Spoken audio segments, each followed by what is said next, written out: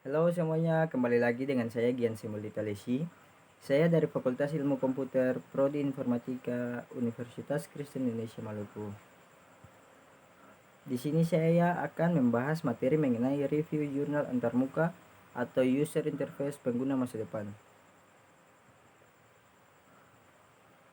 Daftar isi. Yang pertama, virtual reality. Yang kedua, kerangka kerja untuk memahami interaksi. Yang ketiga, siklus tindakan eksekusi atau evaluasi, dan yang terakhir, pemodelan sistem. Yang pertama, virtual reality. Virtual reality adalah sebuah teknologi yang membuat pengguna atau user dapat berinteraksi dengan lingkungan yang ada dalam dunia maya yang dimulasikan oleh komputer sehingga pengguna merasa berada di dalam lingkungan tersebut.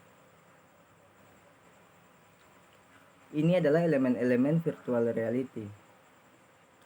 Yang pertama, dunia virtual.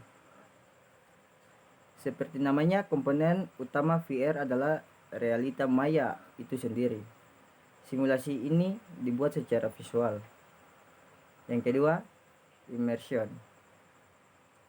Saat memasuki dunia VR, kamu akan berpindah dari dunia nyata ke dunia maya. Tentu saja, kamu tak benar-benar berpindah secara fisik. Dirimu yang pergi hanyalah komponen indera saja. Matamu melihat realita maya, telingamu juga mendengarkan dunia itu.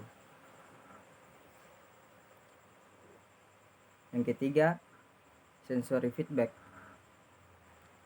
Headset VR hanya membuatmu bisa melihat dan mendengar realita maya. Ia juga mendeteksi perubahan posisimu. Oleh karena itu, saat kamu bergerak, dunia yang kamu lihat pun akan menyesuaikan. Ini membuat realita maya semakin terasa nyata. Yang keempat atau yang terakhir, interactivity. Dalam VR, kamu tidak hanya bisa melihat dan mendengar, kamu juga bisa berinteraksi dengan apa yang ada di sana. Hal itu misalnya mengambil uang, memecahkan barang, dan menekankan tombol, maya, dan lain-lain. Next, kerangka kerja untuk memahami interaksi. Kerangka kerja pada dasarnya adalah sebuah struktur yang digunakan untuk mengonseptualisasikan suatu sistem. Dengan kerangka kerja yang tepat, perancang dapat mengonseptualisasikan ruang persoalan secara menyeluruh dan tidak hanya sekedar hasil pencampuran komponen-komponen terpisah, meskipun secara bersamaan ada kemungkinan mereka juga mampu menciptakan suatu ruang kerja dan sekelompok perkakas interaksi. Next, siklus tindakan eksekusi atau evaluasi. Donald Norman 1990 dalam bukunya yang terkenal The Design of Everyday Things menyajikan suatu konsep memegang peran sangat penting bagi perancang untuk dapat memahami konsep IMK dengan lebih mudah. Siklus tindakan eksekusi evaluasi. Goal, misalnya kejadian yang digunakan oleh pengguna.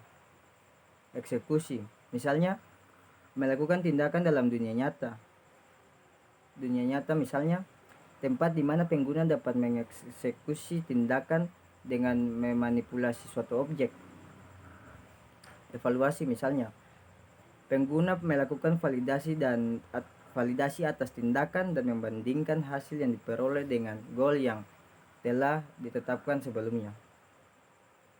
Next, yang terakhir, pemodelan sistem.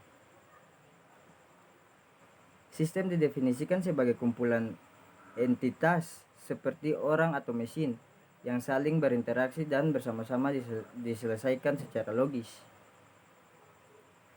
Sistem dibedakan dua tipe, yaitu sistem diskrit dan sistem kontinu. Dalam sistem diskrit, perubahan keadaan variabel dibedakan setiap titik waktu. Dalam sistem kontinu, perubahan keadaan variabel mengikuti perubahan waktu. Model merupakan representasi dari sistem aktual. Simulasi merupakan bentuk imitasi dari operasi-operasi dari kejadian dunia nyata atau sistem sepanjang waktu. Simulasi memasukkan generasi dari histori artifisial atau buatan dari sistem dan observasi untuk menggambarkan karakteristik sistem real.